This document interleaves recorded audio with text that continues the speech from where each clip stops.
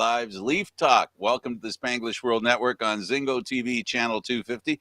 Please remember to download the Zingo TV app at the respective app stores for iOS and Android devices. While you download, make sure you rate, leave a comment. Both apps are absolutely free. Zingo TV is available on Google, Chromecast, Amazon Fire, Fire TV sticks, Roku sticks, and also on all smart TVs 2016 forward.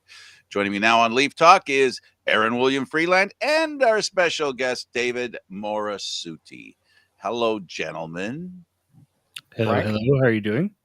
Good. Aaron, first of all, we're going to do Leaf Talk. You've been begging for the last, 6 months or something, begging to talk about the Leafs more. And I kept saying, no, we're not going to do that. Forget it. And yeah, I'm finally relenting. You were right. They made the playoffs. Well, every once in a while I get things right. It's a rarity, but I'm glad when it happens. And you know what? They've done it in style. David, let's ask you about the Leafs, and we'll start by saying, go back to the beginning of the season. What's happened that you are not surprised about, and what's happened that you are surprised about? I'm not surprised. I mean, obviously, I'm not surprised that they're in the playoffs. Obviously, I mean, even though that the disappointment and all those things, I think they proved that they found those incremental improvements that they needed to make and maturity in their game. I think what surprised me the most was, how different this blue line looks from the start of the season till now.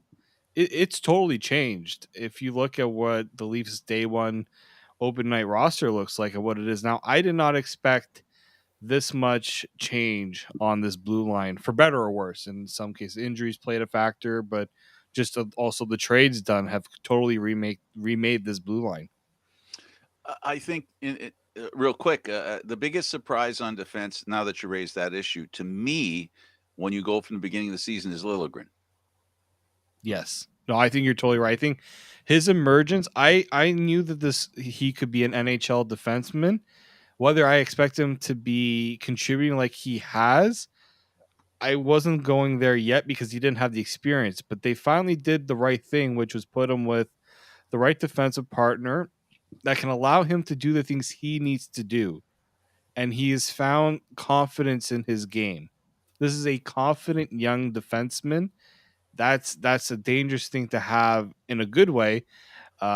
We'll see how it translates to the playoff hockey. It only gets tougher from here. So now he has to. It's another level he has to reach now. There's lessons to be learned, and the Big Four have shown that they needed to learn some lessons. I mean, Tavares understood a little better than the other guys about playoffs, but he really didn't. He wasn't rich in history of playoffs either. So Liljegren, Aaron, is he the biggest surprise on defense for you? He has been a welcome revelation. I mean, he's the 23-year-old that looks like a 40-year-old, and he actually has started to play with some of that confidence and some of that swagger that comes with being a longtime vet in this league. But a lot of that is who he's been paired with, and with their deadline pickup of Mark Giordano, at least over the past month and a bit, them playing together has proven him to be a stable and solid presence back there. One of the other surprises was actually a pickup from Phoenix that came over with Bunting, and that was Lyubushkin. Bush has been fantastic for the Leafs. They paired him with Riley, which makes a lot of sense. He's a big body-moving defenseman. He's not as prone to gas as I feared that he would be, which is great. But yeah, the back end has been completely made over. And with Muzzin being a game-time decision on Friday, they may decide to hold him out for one more game, so that brings up a question as to who they're going to pair with Brody. But yeah, this Leafs back end has been absolutely fantastic the past month and a half to 2 months. Lyubushkin, David. I mean, I when I heard his name, I was really starting to figure out what it was about him that made him so prolific in terms of to go out and get him, right? I thought they killed two birds with one stone in this trade because they got rid of the Nick Ritchie contract, which they needed to. That was just a player that was considered a boat anchor in terms of his fit wasn't right with the team, and his contract was just going to be a hurdle they would always have to overcome. And then you get a guy that they don't have a lot of, right? They don't have a big defenseman that's willing to be a disturber, physical disturber, whether in front of the net, preventing zone entries. He does the things that other defensemen on this team don't do as well. Especially when one of them is injured. The other one, Jake Muzzin, Yes. who, remember, he didn't make it through the playoffs last year, and he didn't make it to the end of this season. He had a lot of injuries, and that quality is without Lyubushkin, it's not there unless Muzzin can get back to his former self. No, I totally agree that pretty much I was saying that he was the right-handed Jake Muzzin for in terms of like style. I think he's maybe That's the other thing you just said is very important, that he's right-handed. He Yes. fits the left, right, left, right, left, right. I'm talking about Liljegren and Lyubushkin. That's why I felt like both players were going to be so vital to what this team was trying to do, because they didn't have, Liljegren being a righty. They have now 3 right-handed defensemen that they feel comfortable playing, although my opinions of Justin Hall are a lot lower versus what a lot of other, even Sheldon Keefe seems to always favor him. But I think what these trades have allowed the Leafs to do is we can have Lyubushkin, we can have Liljegren in the lineup. If we put Jake Muzzin in there, then Justin Hall can be that extra guy, which that's fine with me, because that just shows the depth that this team has. Because look, there is most likely going to be an injury. It's hard to, we knock on wood, it doesn't happen, but it's tough to avoid. The last 2 playoff series, they have lost Jake Muzzin, and both times it has led to them bowing out of the playoffs. So at least this is not going to be a reason why the Leafs don't make it past the first round, I will say. And it's important. It's important to note that that's not on Jake Muzzin. It was, they didn't have the backup on defense, that they have today. The experience, and we still haven't talked, Aaron, about the defenseman that seemed to be the next man up as far as star stature is concerned. He's been injured. They're hoping he comes back for the playoffs. He might even play in the last game up against Boston. That is another issue where he was a little higher ranked than Liljegren. Sandin was a little higher ranked, yeah, coming into the season at least. Certainly his injury issues and what I like to call cranial vapor lock certainly didn't help him at certain points. There were some defensive gaffes that he made earlier in the season that highlighted deficiencies in his game. That allowed Liljegren to get more ice time, and as a result, you have these 2 players fighting it out positionally, which I absolutely love. I think a little bit of healthy competition on the back end for the Leafs will only do good for them. But yeah, I right now Sandin's on the IR. Hopefully he'll be good to go. I don't know if they're going to try to slot him in the last game of the season. That's a risky proposition at best. I think in the position the Leafs are in, they're probably better off to just sit a whole bunch of guys and bring up all the Marlies. But that's just me. And then what David said's very important. You're not going to go through the playoffs with 6 defensemen. You need to have, and some suggest as many as 9 defensemen. They could go through 9 defensemen. So 8 and 9 are going to be very important as well. So we talked about 7. Sandin right now, I guess, and Hole will at this point are either 7 by what I'm hearing here, and then you still got 8 and 9 yet. Only ever produced 1 first-round pick. Malik Willis. Now, the other thing that we're looking at here as well is who else could they potentially bring up from the Marlies should they need somebody? Sorry, that was my fault. There was an advertisement playing. I had some Leaf news. I thought it was mine. That was mine. That was my fault. No, I had Leafs news queued up, and there was an advertisement that just played right on the page. I thought I had the same thing. I saw it come up. Anyway, it is what it is. Yeah, it's very important, Aaron. You're right. The Marlies have provided more previously, because I think I'm just saying I think it's always been a revolving door for the forwards, right? Nick Robertson, yada yada yada yada. Player plays well, gets picked off, goes to Vancouver. With the defensemen, it takes longer for them to develop. And we saw this in real time with the Maple Leafs over the last couple of years. No, this is very true, and I mean what we're looking at from the Marlies is unfortunately not as heartening as you might think. You've got Joseph Duszak, who recently got nominated to the AHL first team, which is nice. You have Timo Kivihalme, who's also back there, as well as Christians Rubens. Those are all bigger bodied defensemen. And then on the smaller side, you've also got Mac Hollowell, who's done very well for them this year. But as it currently stands, I'm really not sure who they could potentially bring up. David, it has more to do with the fact that they've been very successful in bringing up players, and players have really worked well from the Marlies to the Leafs over the last couple of years. And what it says to me is that it's a pipeline now that's a little backed up more than it stopped, Yeah, like they've seen a lot of these guys graduate over the years, right? And they're trying to restock with this as much as possible. I mean, this was what happens when you trade first round picks, trade as many picks as they've had the last few years, but they've also found ways to get guys through other routes, drafting some of those college guys. Alex Steves being one of those, making those trades for a guy like Joey Anderson, who, has come up once in a blue moon for the Leafs. You're going to have to find ways to add to that pipeline, because with the way that the cap is and with the way that injuries come up, you have to find guys that can come in. I mean, the biggest one, obviously, the one that I was always concerned about was goaltending, right? Because they didn't have a proven guy in the AHL. Well, maybe Eric Schalgren proved that maybe AHL stats at times don't always tell the full story, because he's come in and he's done exactly what the Leafs needed him to do.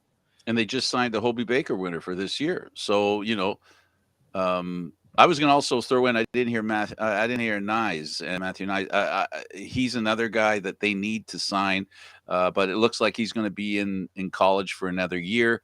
But this is a guy that's similar to a guy that just scored 60 goals. There are some comparisons, yes, in terms of the size. He's got a bit of that, presence to score in front of the net. Does he have the offensive instincts in terms of the shot? I don't know if it's there yet, but I think he made the right decision in going back. And the reason why I say that is because the Leafs, if they bring him up early, they might stunt his development and his potential, because he's going to have to play against professional players, and you have to kind of adapt your game to that. If he continues to hone his craft against players his own age, he can work on his strengths, and then when he comes to the pros, he can use those strengths to their full potential. He hasn't reached his full potential. As you said, he's only 19. He's going to be he's going into, he's not even 20 yet, right? He's not even close to a finished product. And I think that's something Leafs fans need to realize, is you want to see what the finished product is, because that will give you the most value on your return. I'm going to give you just a little bit pushback, and the pushback is going to be that the Leafs have developed a pretty good reputation for developing players. They have taken, it's very easy to say you draft high and you end up with a star or an NHLer. It's when you can draft in the second round, third round, and these guys show up in the National Hockey League. And even the ones who there are no guarantees. Leaf fans know very well a lot of high draft picks for the Leafs over the years haven't panned out, right, Aaron? Oh, there's been a boatload of them that haven't actually gone our way. I actually think the Leafs have been more successful in developing players that they've actually managed to scoop off other teams or acquired through trades that they haven't necessarily picked up themselves. Which is the opposite of way things used to be for a gray-haired guy like me that I remember. The Leafs were always stocking other teams because the players that they had, I don't know, this guy doesn't seem so good, and then they win. Randy Carlyle comes to mind. Brian Bradley's another player that comes to mind. He was languishing on the Leafs and then led the Tampa Bay Lightning in scoring for 2 seasons. You got to go figure. Here's the other thing. When it comes to goalies, the cupboards aren't exactly bare in the AHL. I mean, we have Carter Hutton, who's a bit of a reclamation project, who's currently on loan to the Chicago Wolves. Hutchinson hasn't performed badly. Joseph Wall hasn't performed badly. Andrew D'Agostini has been the guy that should be sitting in Schalgren's spot. Yeah, and if it wasn't for injuries, Yeah, You and know? then he gets injured and Shalgren gets a break, right? I mean, Yeah. David, that's what hockey's all about. That's what organizations are all about, is that you have to have multiple options. It's not just a linear thing, right? I remember the Vegas Golden Knights at one point used like 4 or 5 goaltenders in their first season because Wow. of injuries.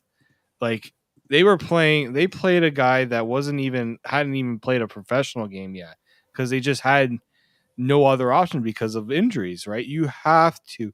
I say you need whatever you think of. If you think a team needs 3 goalies, think you need 4. You need maybe 5. Half In, dozen in some cases. injuries have just become too prevalent in today's game in terms of wear and tear these guys take, the physicality, the speed, and just and let's not forget that during COVID times the league has been trying to condense the schedule to try to get back to a normal calendar, right? This is still not a normal calendar. We'd be starting the playoffs. We'd be almost a week into the playoffs. I always say, like, what the NBA is at right now is where the NHL feels like they should Well, be. the NHL usually finishes just a hair before the NBA normally, under Yeah. normal circumstances.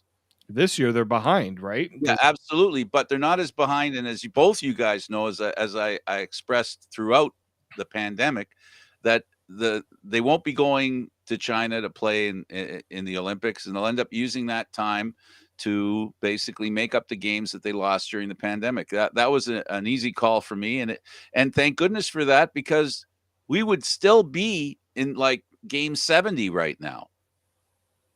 Yeah, I know. We would be in the league would be in a trouble if they had gone to the Olympics. If they did the right thing in prioritizing, getting their season done and over with, and not letting the pandemic totally, you know, push this all the way till the end. Maybe we would have had the playoffs starting near the end of mid-May, end of May, which would have Absolutely. been too far away for a lot of fans to go through. This makes more sense. At the end of the day, they're behind maybe a couple of weeks. That's all they're behind, really, when you think about it. So, it's a better deal, but, considering how the last few years have gone, we got a full season in. There were a couple of hiccups around Christmas, with, you know, Vancouver losing a week, 2 weeks, Montreal losing some time. Eventually, the Leafs lost some time as well. There were no road games for Canadian teams because they couldn't go to the US, and it was really, when you think about it, it was a crazy season, and I think I hope we never see anything like that.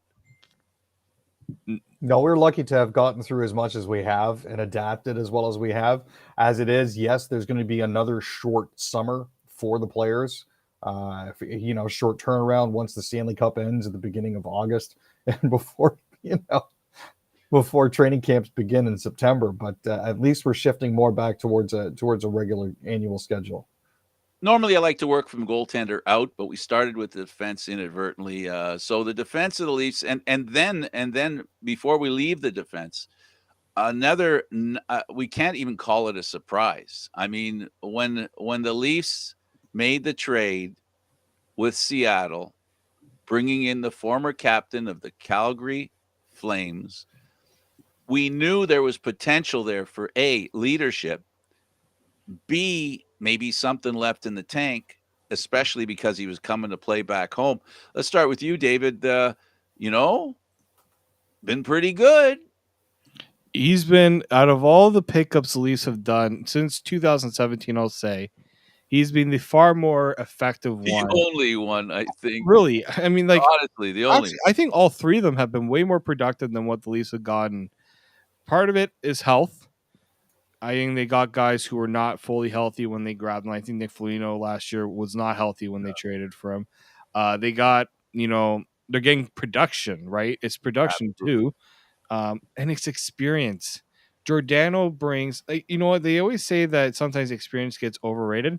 Not with Mark Giordano. This is a player that's been there. He's done it.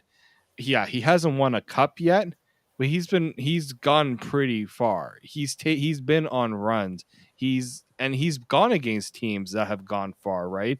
And I think a lot of players have been very receptive to what he brings. I mean, I mentioned Timothy Liljegren. I think I think his presence with Liljegren has been the biggest impact that this Leafs team has needed. And I think I wouldn't be surprised if this is a relationship that continues beyond this season. I can see it because he's made enough money. He loves working in the community, and he knows this community.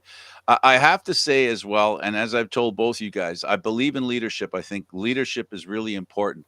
But I'm one of those people that doesn't believe that leadership is good enough in the dressing room or even on the bench. It needs to be on the ice, and that's why Mr. Calgary captain is so awesome for the Maple Leafs.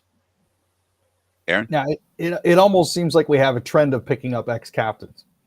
Well, that's how they draft too. I mean, if you look at the players that they draft captains. That's who they go after. There's something to be said for leadership. There's something to be said for respect.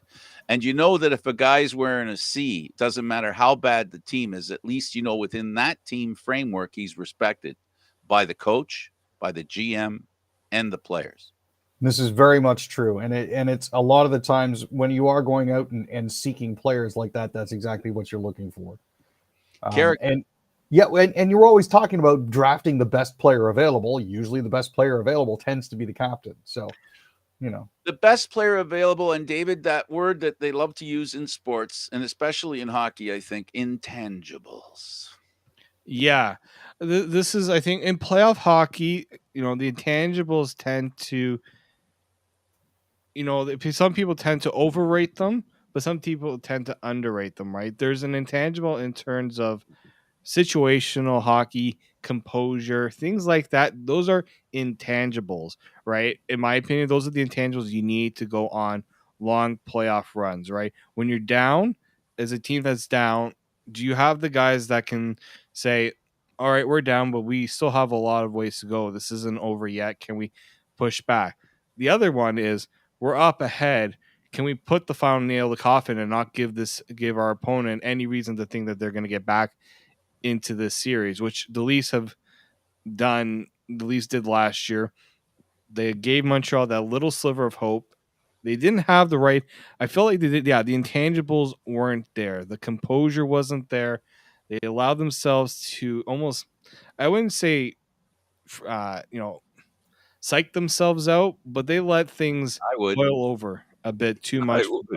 I'm going to make a prediction right now, Aaron and David. This is my prediction. Okay. There will come a point in the playoffs, maybe in the first series, maybe in game 2, 3, or 4, and you're going to see Mark Giordano skate over to Mitch Marner and put his arm around him and say, hang in there, buddy. And he's going to give him a pep talk because Marner needs that. He needs, he's a guy who is awesome when things are going well. But, he's going to need somebody who can emotionally support him when things aren't going well and remind him.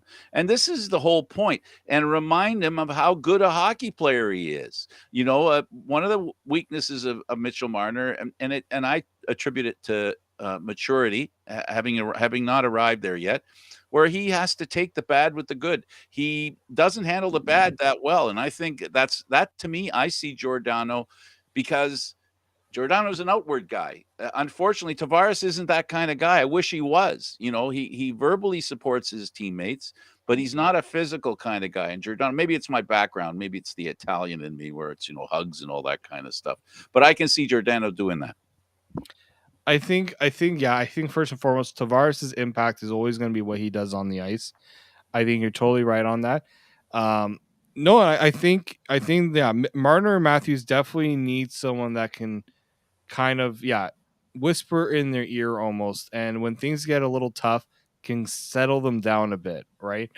I also think, having them come in fresh, they're going to get the last game off in the season. Both Matthews, Marner, and Campbell are not going to play. So they're going to go into this fresh. There's going to be, they've had injury issues, but they have picked things like they have been the best players in the NHL really in the second half of the season. As a team, they've been pretty good too. Yeah. I mean, where the Leafs go is where their best players will take them. I firmly believe that. And if you're looking at, in this case with the the Leafs, it's Matthews and Marner. It always has been, and it always will be as long as they are the Up top front. paid players on the team. Up front. Yes. The Up thing front. we discussed earlier, that now they got some guys in the back end who can do some carrying. And I don't think it's a coincidence, guys. See, we're not leaving the defense here. I'm feeling really terrible. Sorry, guys. But this Leaf defense has become a point producer. You know, they've jumped up the queue. They were like 28th in the league, and now they're in the middle, which isn't bad as far as progress is concerned. Points from the point.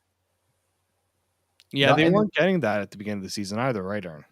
No, they were suffering from a pronounced lack of that, and I think one of the things that Liljegren brought to the blue line was the ability to get shots through. Him and Sandin, even though he's injured. Yeah. Even Sandin, yep.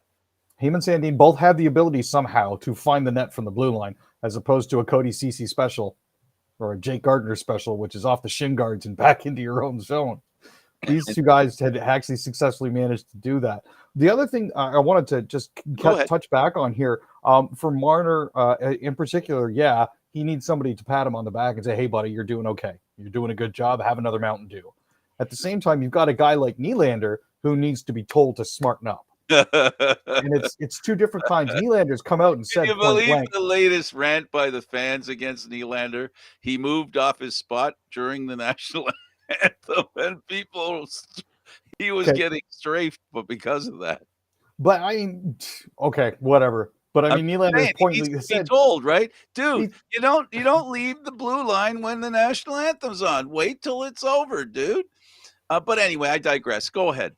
So I mean, he has said before, I need Sheldon to call me out. Oh, so, and you know what else he said? You want more support? Remember when the reporter said to him, "So wow, you're doing really well. You're scoring goals, and you just scored the most goals you've ever scored." And he goes, "Didn't I do that already?" That speaks to his personality, where he inflates himself in his own mind, and he needs to be brought down to earth. You know what? He's got beautiful hair, but there are no thoughts behind those eyes. I think he's smarter than that. He's got great hockey sense. Don't get me wrong. He's got fantastic hockey sense. Everything else just seems secondary. Do you know what I mean? I just think he's one of those people that is, he's I don't know. He skates by the beat of his own drummer, I guess. Yeah, he kind of goes with the flow of the game sometimes, right? He doesn't. We want to see him be the aggressor in a way. We want to see him dictate it rather than kind of play towards what the other team wants him to do at times. He's great at, when he has the puck on his stick, very often he's not letting that thing go. He can get out of the zone very easily. He can transition very smoothly. It's now, can he make the plays like that play he made on the Tavares goal against Detroit? If you saw that, where he did the sprinter, what his ability to do things like that, make other player when him and Tavares were at their best, they were feeding off of each other. They did not. They lost that. They got to get back to it. They both need to figure out a way to smack each other in the butt and say, look, we got to make each other better. And I maybe Tavares is not willing to say it. Maybe that as kind of to point out the fact that maybe Tavares isn't the most vocal guy and doesn't know how to say it.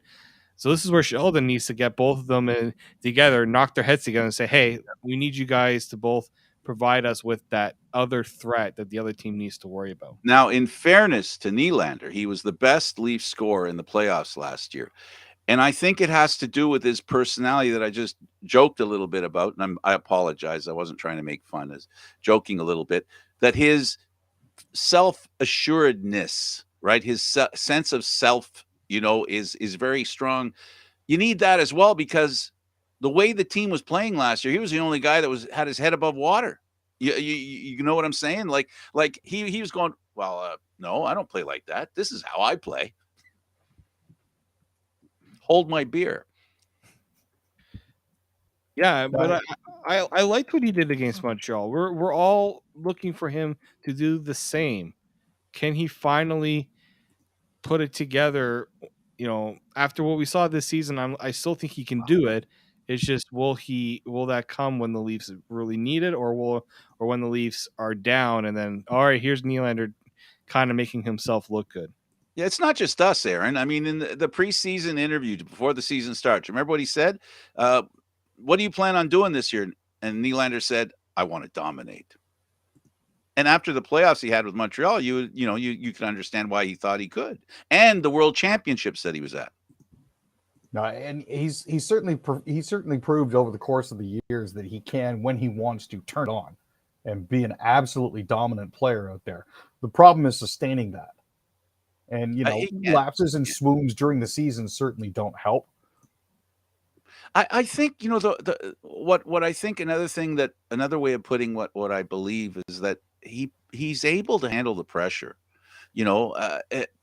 To play the way he did against Montreal in the circumstances, I repeat, that was not a bad feat. Well, let's talk about goaltending. Haven't had a chance to talk about goalie. Nice surprise is Shalgren. I like the way he plays goal. He's taken some unfair hits from even the people broadcasting the games, talking about why would he pull himself out of there. He was actually hurt. That might be a reason. Yeah, I think the injuries and mentally, he wasn't there. There was something off, and he needed a reset. I think Shalgren coming in really did this Leafs team a massive favor, because they could tell Campbell, look, we're not going to have to rely on you, because he has never been relied upon as a 1A starter in his career, and they just could not they needed to. I know this is why they brought in Peter Mrazek in the first place, to give Campbell the support that he needed. The problem was Mrazek was even more shaky, both with injuries and his play, that it put unnecessary pressure on Campbell, which fortunately he was kind of able to, make it all, he was able to turn his season around. I think that if he's if he is there, he can give the Leafs a chance in this series. The biggest accomplishment, Aaron, that this organization, MLSC, the Maple Leaf organization, has made to the hopes of the team is they've created an atmosphere where players who play in other places in Canada or in the US, in other NHL teams, they're not afraid anymore to play in Toronto. There were a lot of players who would not come to Toronto because of the pressure. This was a city that constantly had hope, and quickly it turned into bitterness, and that's a hard atmosphere to play with. I play in. That's why I mentioned Mrazek. I think he might have been dwarfed a little bit by the pressure that's here in Toronto, and it is palpable. Oh no, the standards to which we hold our goaltenders is absolutely astounding. I mean, if you want to look at all of the different goalies that we've had since 2019, just right before the pandemic, we had Calvin Pickard, Curtis McElhinney, Garrett Sparks, Kazimir Kaskisuo, David Riddick, Frederick Anderson, Joseph Wall, Peter Mrazek, Eric Shalgren, Michael Hutchinson, Jack Campbell, Carter Hutton down with the Marlies, Jonas Enroth for a couple of games, Robin Leonard for 5 minutes on the way through. But I mean, like the rotating carousel that we've had of goalies in the past just 3 years has been a little astounding to me. I'm glad that Jack has been able to settle in. He's only played 77 games in 3 years, but even for him, that is a lot of ice time. So, well, when you look at the experience he had when he came to Toronto, he had Jack experience. Yeah. Which is synonymous with the word not much. But you know what? He's really been the soup that you need when you're sick. When he gets his thing together, he really is outstanding. And right now he's playing goal in a way that the Leafs need him to play. And that is not necessarily to be perfect, but to be perfect when it matters, and not allow that goal, that back-breaking goal, and make the big save towards the end of the game that gives his team a chance to win. And he's done that, David, and that's laudable at best. Yeah, and I thought he played well enough last year for the team to go on a run, and unfortunately, the rest of the roster just wasn't up to snuff with what he did, and he was left out to dry. And I think he just needs to realize, if he plays sound, if he gives this team a chance, they will give him a chance finally. Absolutely. And I'll tell you, I see good things in the future for him. And Aaron, goaltending is, as you know, as a goaltender who knows it's hard to play goal and how important it is to keep the guys in front of you smiling. Goaltending matters. It most definitely does. And, it's something that as Maple Leafs fans, I think we've started to never take for granted because it can disappear all too quickly. Absolutely. After a quick start, John Tavares was the best Maple Leaf in the early going, if we all can remember. I don't have to look at the statistics. It's burned into my brain. And while he was playing well, the other three weren't.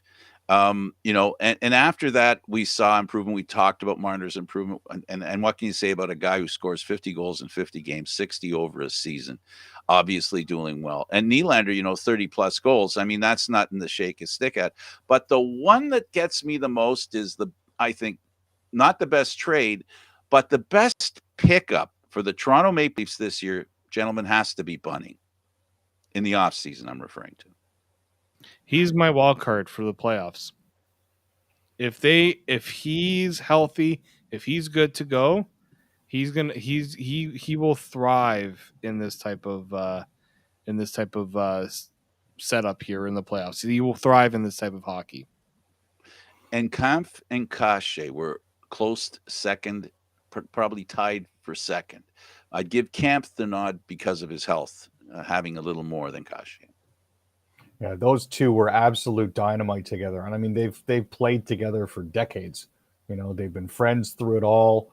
When you put those two guys together on the Maple Leafs, they were absolutely fantastic. The unfortunate thing is Kasha's unfortunately a little head injury prone. So that's currently what has him out on long term. Hopefully he'll be able to come back because I really would like to see him have an opportunity to play with Kampf again. Bunting, as you know, day to day, I don't think he's going to be playing on the Friday either, but I think you're right, David. If he comes back, playoff hockey is where he's going to absolutely shine. Yeah, it should be really good. And if we were to have a quick vote here, and we probably can say it at the same time. Are you ready? We're going to say it at the same time. Most improved, not only Maple Leaf, but most improved player in the National Hockey League. 1, 2, 3. Mikheyev. No? Yeah. Cobra. Yes, sir.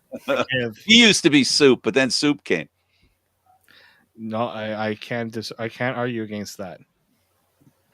He's the fastest skater in a straight line, I think. Him and Pierre Engvall. So it's one of those things where he's actually started to develop a little bit of an edge to his play now too. In the most recent set of games, he's thrown knuckles. So it's quite amusing to see. Well, and the last fight he was in was for a clean check. I don't know. Was that a dirty check? I don't know. Did I miss something? Might have been a little bit of this going on. I guess because he's Tavares' buddy. It's possible. Oakville buddy. What can you say? So, David, I know. Have you got time to hang around, or do you got to go? I unfortunately have to leave you guys, but this was fun as usual. It was our pleasure. A final comment on the Maple Leafs going into the playoffs. What will it look like for them to win the series for them, and what will it look like if they don't?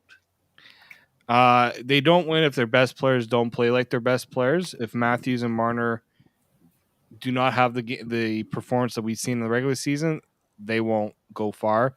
What will make them win is if if the Matthews and Marner are effective and they get contributions from other places like they have all season. This is a team that has the depth and all the right pieces to go on a run.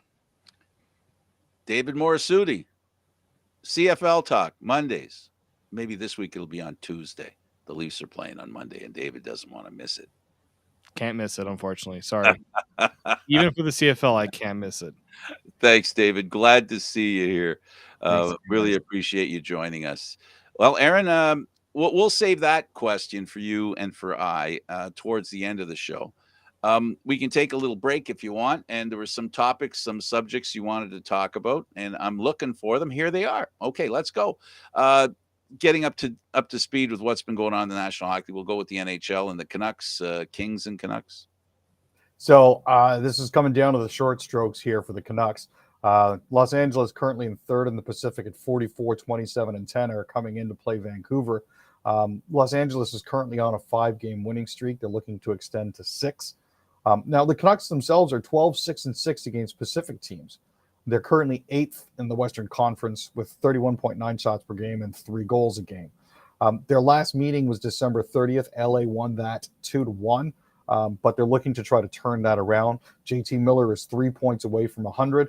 Elias Pettersson has 17 points over his last 10 games for Vancouver. He's looking to extend that as well. I mean, it's going to be difficult. They're in tough. Tanner Pearson is out. Bo Horvat is out. Yaroslav Halak is out, all for the Vancouver Canucks. But the Kings are coming into this one, wonder of wonders, healthy for a change. And the Kings will also be talking to the Oilers, having a little bit of a conversation. Yes. This is actually going to be interesting because it's 2 teams that were united by Wayne Gretzky. And the Oilers basically have to win this game. I don't think they really have a choice in it. We'll see how it turns out. Well, yeah. I mean, it seems like a fairly favorable draw for the Oilers at this point. But it's the Oilers have a 5-2 series season edge over the Kings, but they want to make sure that they keep them. Keep them underneath their boot. Jets out of the playoffs, win 4-0 against the Flyers. It was unfortunate. I didn't want to see it end like this for the Jets, but just late season stumbles and inability to get it together at the right time. I mean, Eric Comrie had a fantastic game. He made 35 saves in the shutout victory, but unfortunately, at the end of the day, it doesn't really help them get where they want to be. So, Rangers are in a little slumpy-doo, and helping them extend their slump, the Montreal Canadiens. Yeah, it seems for some odd reason, the New York Rangers have become the team that are good for what ails you. Going into last night's game, the Canadiens were 1-9. They'd lost 9 in a row. So for them being able to hang a 4-3 loss on the Rangers to snap their streak is a good thing. Petry got his 6th of the season with 31 seconds left to put Montreal ahead for the 4th time. And that gave Martin St. Louis finally a chance to get a win over his old team. So we talked about the Leafs and how improved they are, and we'll continue to talk to them at the end of the show. Jack Campbell, his improved play, we discussed that. And, of course, they signed Dryden McKay. What do you think of this guy? He's the Hobey Baker winner. He's in a bit of a suspension. He did a no-no, but he'll be able to start the season in Toronto with the Marlies. Yeah, the suspension in and of itself, I'm glad that the NCAA took a little bit of a closer look at it. He was seeing a naturopath concerning his supplements and vitamins and what have you, and they directed him to take a certain vitamin supplement, which he declared before his U.S. Olympic testing, because it was supposed to help bolster his immune system to protect against COVID-19. Recovery and help in recovery. Yeah. And what basically happened is it twigged the doping censors that, they said, hey, that's not supposed to be there. He was as shocked as anyone could be because he wasn't aware that it was going to be an issue. And it was the only thing he took. Yeah. And it's not like it was deliberate. It wasn't performance enhancing or anything like that. It just happened to contain an ingredient that was on the banned substances list. So instead of banning him for 3 years, he got a suspension until basically next season. And how he got off, this should be mentioned as well, is that he brought a sealed bottle of that same supplement, and they opened it and tested it, and it had the same thing in it. It was contaminated, just like the bottle he said must have been that he took. So, he proved, which is crazy and not fair to have to prove you're innocent of something, but he accomplished that. That's one heck of a feat, to prove you're innocent of something. That's not an easy thing to do. You want to talk about the Leaf line rushes? We can certainly take a look through those. And again, bear in mind, these are from practice this morning, so it's more this than is likely not about they're the going to playoffs. change. We started with the hot stuff earlier. We talked about the hot takes. So this is just for fun. They're going to be playing the Bruins, and they're going to be laughing at the Bruins because they finished ahead of them and all that kind of stuff. Now, this obviously isn't going to be the lineup when they actually go to play the Bruins, because I'm showing Marner, Matthews, Tavares, Nylander all listed as playing. No, they're not going to. No. But the way that they could possibly reconstruct it would be Kerfoot, Mikheyev, and Robertson, and then you've got Kampf, Engel, Abruzzese, Blackwell, and Spezza. Now, I'm And not sure how they're Robertson going will to be tweak. in there too. Yep. You No, can more than likely he will be, just to get him some ice time, get him some rotations. And again, this gets to the point where you wonder if they bring up Clune for a final game with the Maple Leafs, but I think he signed a one-way, so he wouldn't be eligible. Oh, that's not good for him. Yeah, well, I mean, he's happy with the role that he's currently playing, I believe, Yep. with the Marlies, which is Well, he signed a one-way contract. yeah, it's true. So. But they wanted him for leadership quality, right? And he brought it to them. I think they're pretty satisfied with that. And what you're inferring is that they want to reward him, but they can't. Yeah. So it'd be something for them to examine, maybe tweaking his contract or even potentially signing him to a PTO. But we'll have to see what happens. After all, it is going to be tomorrow, so time is short for that sort of thing. Major League Baseballs, the major leagues have fooled with baseballs to the point where pitchers get no grip, and the ball. We're almost in the dead, a dead era here with the baseball, where you get guys who are they believe they hit the ball squarely, and it goes center field, and it just dies. And it becomes a lot of players who should be hitting home runs are they're hitting warning track power. I mean, it's unbelievable. And it's something that now the Mets complained. They should. What is seven players have been hit in one series? Yeah, and in the past 20 games, they've had 19 players hit by pitches. A lot of people like to say that teams complain just for the sake of complaining. But when you play 20 games and you're averaging about a player a game getting plunked, then that seems to indicate that either all of the pitchers in Major League Baseball are bad, or something needs to happen with the baseballs. So, or the Mets just aren't liked. Well, I mean, there's that possibility that too, right? But they got rid of Marcus Stroman, so that helps. Well, listen, I hope they straighten things out. The Blue Jays have been incredible. They're off to a fantastic start, a great start. The fans are really happy. The experts are calling them a favorite to win the World Series this early in the season. We know what that's worth. That's not worth very much. There is, teams do not stop building because the season started. So there's a lot of activity that can go on, and they're in a division with the Boston Red Sox and the New York Yankees. And those are two teams that, if money will straighten things out, they got it to spend. No, it's true. And they're currently sitting at 13-7. Half a game behind the New York Yankees, so that's something as well. Springer has been an absolute revelation. He's been fun to watch. He looks like he's settled in nicely when healthy. Yeah, Chapman has been wonderful as well. Vladdy has been playing consistently. The one issue I think that Gausman's been fantastic. The one issue that I think we may run across is Bichette at this point. He finally got a little bit of a break hit wise. This is the problem, right? Whether you want to call it the sophomore jinx, even though isn't his sophomore season, there is, it's not a question of being talented and having ability, and it carries you through your career. You have to keep changing. You have to keep adapting. You have to keep understanding what teams are doing to minimize your strength. And then you've got to figure out how to maximize your potential and find new strengths to keep, it's whack-a-mole. Being an athlete is whack-a-mole. I mean, the more your head pops up, the more somebody tries bringing it down. So you got to find a new place to come up. That's just the way it is. And honestly, Bo showed some improvement defensively last year when they started putting him on a timer. He seems to have been rushing some throws and missing, which is obviously a concern that needs to be addressed. I don't know if they need to put him back on a timer again or if he can solve it himself. I know he places a lot of pressure on himself to correct himself.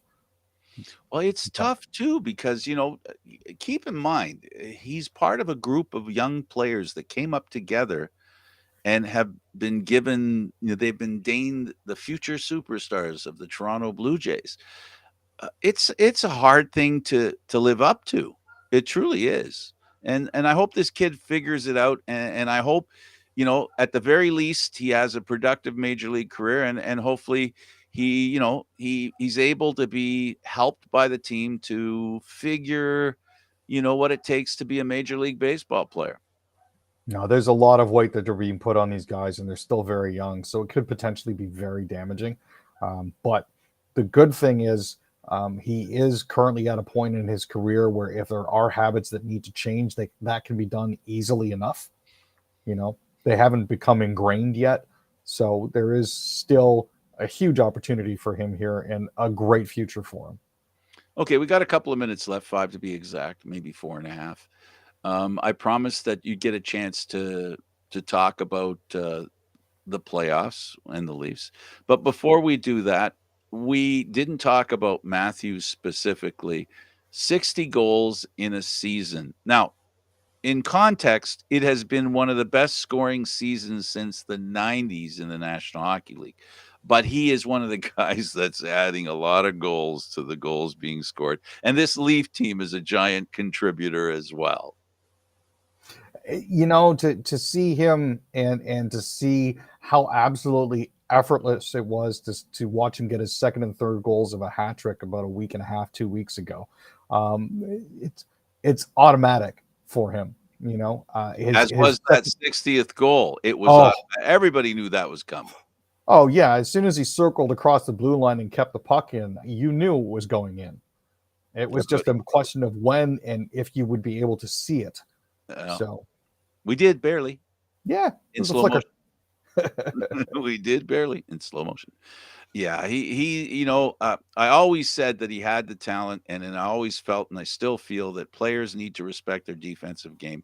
And this kid has done that. You know, he has really worked on the 200-foot game, Aaron. You can be nothing but happy with that part of his game.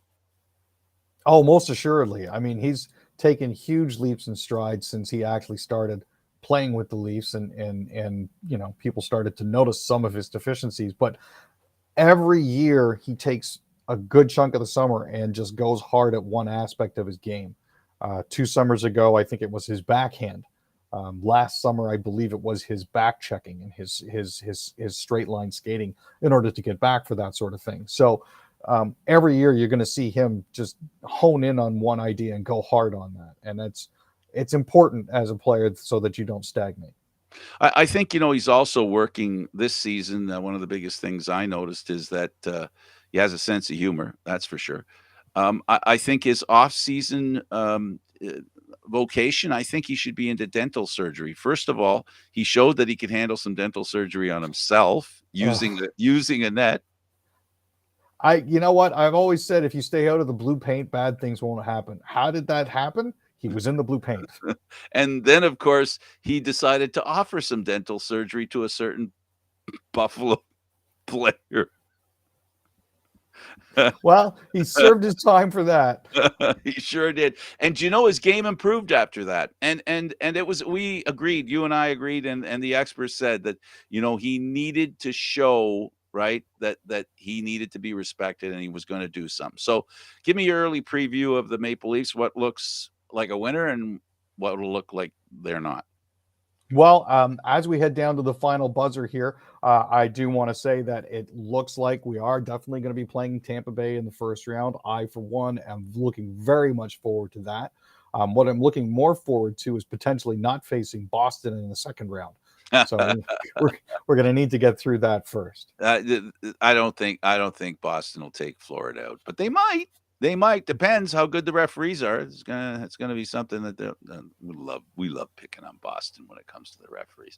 For the Leafs to win, I have to agree with David. Their stars have to be the stars, and they're going to need not excellent but good goaltending from in their net, and hopefully that'll be provided by Campbell. And we're going to see how important that Leaf defense is. You know, the offense, if it's stifled, and the defense, you know, we talked about a few players on their defense that they can do some stuff and they can cause some pain to opposition, buy some time for the forwards to get their thing together, and the Leafs could win. But if they lose, it'll be because their best players didn't play their best and the goaltending wasn't what they'd hoped it'd be. And here's hoping that they have a successful playoff for you and all the rest of the Leaf fans.